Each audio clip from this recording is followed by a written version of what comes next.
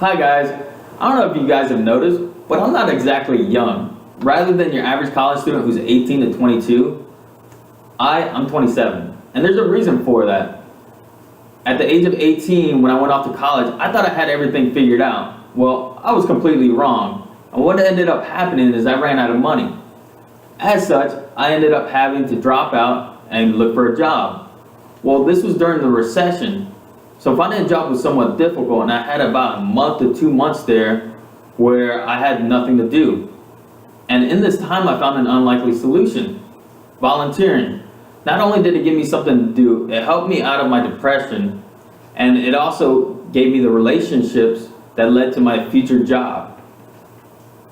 So if there's anybody out there who's feeling down, has some extra time on their hand, or is just looking to help somebody, volunteering is for you. So what I need you guys to do is go out and volunteer at a center near you. Me, I had to go out to various different volunteer centers and try them out and see which one I liked. Well, nowadays there's a lot of online resources. There's one in particular, it's called volunteermatch.org.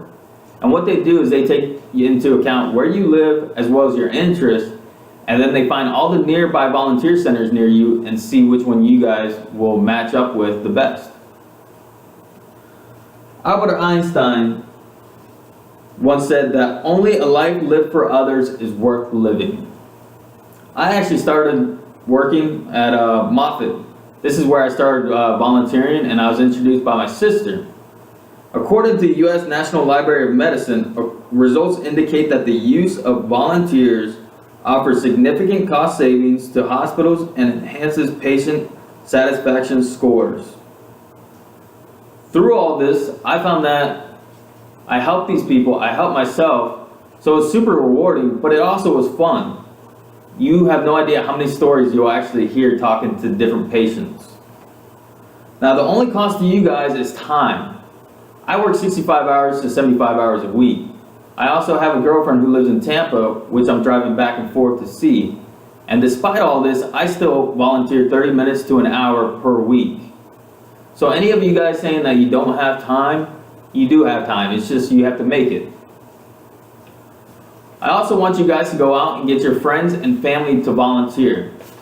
This actually sounds hard, but it's not. It's actually going to be beneficial for both of you. I know when I volunteered, having my sister right next to me helped a lot, made me feel way more comfortable in an unfamiliar environment.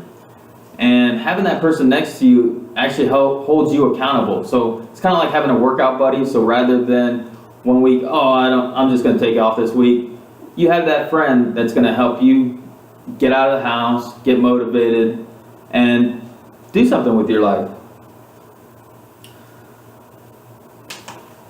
Winston Churchill said, "We make a living by what we get. We make a life by what we give." According to childtrends.org, children who volunteer are less likely to become pregnant or use drugs and are more likely to have positive academic, psychological, and occupational well-being. Studies have also shown that volunteering helps people who donate their time feel more socially connected and thus wards off loneliness and depression. Now, the only cost to you guys on this front is, again, time and that little added work of having to convince somebody.